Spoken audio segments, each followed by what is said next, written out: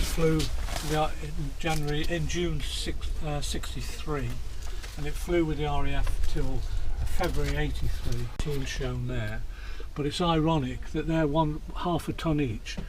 And just yesterday or the day before I think, the Americans dropped a bomb in Afghanistan or somewhere, That's right, yeah. which was £21,000, which is all 21 of those In one go. In one go, you know.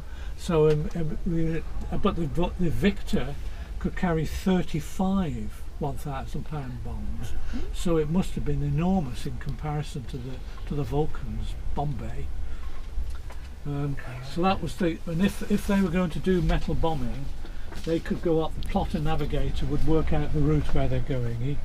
He sort of liaised with the pilot as to where to turn and the timing, etc. But the radar navigator on the front of the aircraft, you've got a black nose, and it's got a radar, an H2S9 radar scanner in there, and that actually has about 180 mile range. That does. He could actually see on his screen where they were progressing to. On this control column there, he could either adjust the screen, sort of bring it closer or further away, the picture. But when they got within 20 miles of the target, he was given authority to steer the aircraft. So he could steer it laterally, side port or starboard, from his position.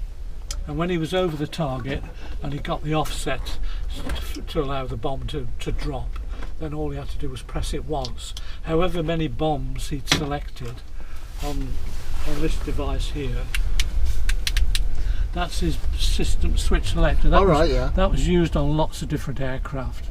I think they called it a 90-way selector. And he could actually select whether he wanted 1 or 21 basically. And also on the device next to it, he could adjust the time from half a second to about 3 seconds between each bomb, something like that. So he could actually, he could open it out much longer than that. So that the only time they ever used that system on the Vulcan in anger was during the Falklands War. And then when they went down to bomb Port Stanley on 2 of the Black Buck raids, they actually did metal bombing. And then the other 2 they did anti-radar missile attacks, which were okay on the first one. The second one, I think the Argentinians had learned how, if they switched the radar off, the missile had no track to come down to. So that was the what years were you in there? Years were you in there? 79 to 82. Oh right. So so you were just before the Falklands, was it? Yeah, I went down to Lanham just before the Falklands. Oh, did you? Yeah.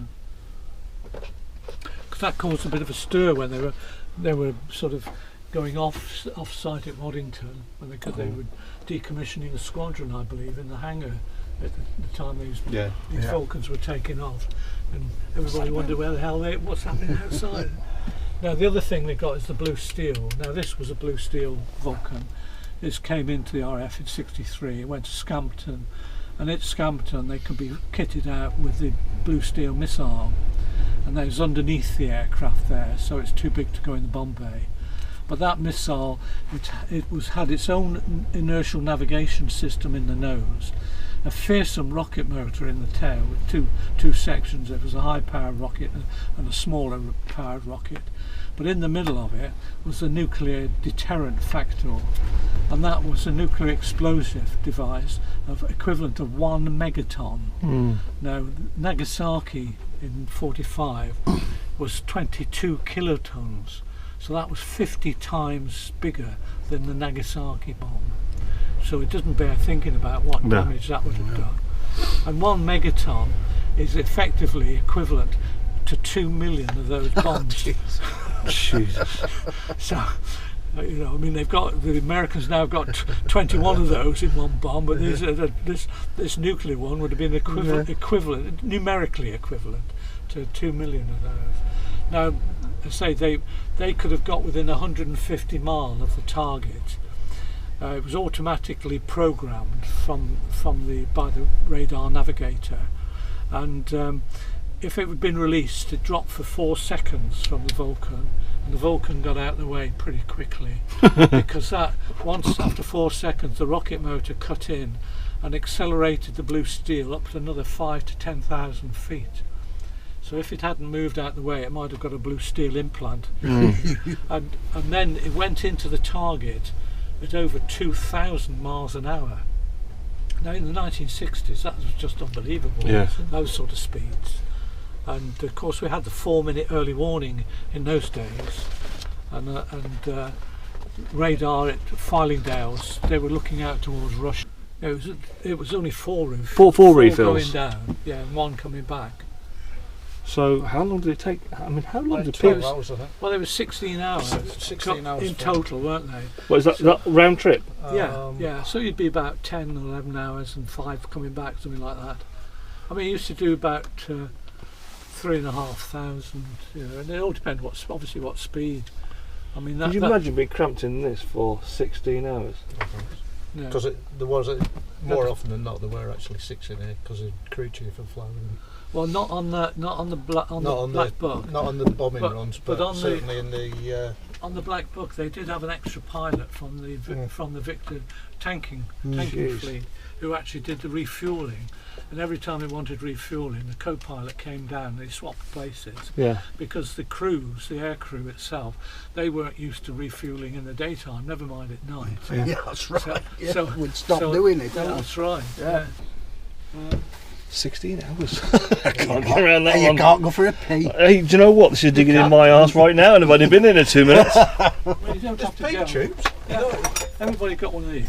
The pee, the bladder, yeah. If you wanted a number 2, you were in trouble. But Yeah. Well, you not could always go for not a on the Black Books you were. They had the Yeah. Elson chemical toilet down in Oh, there. in the bomb Did areas. they? Yeah, in the The front, in fitted the one, front did end. they? Yeah.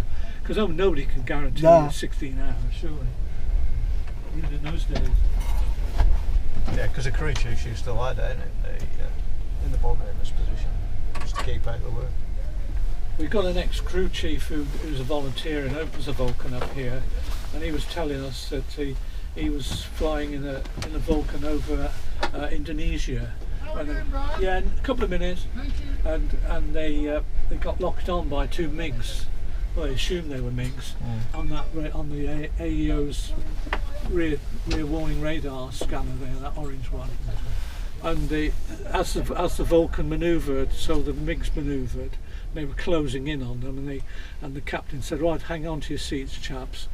And he opened the throttles and pulled the controls back, and before they knew it, they were at 65,000 feet.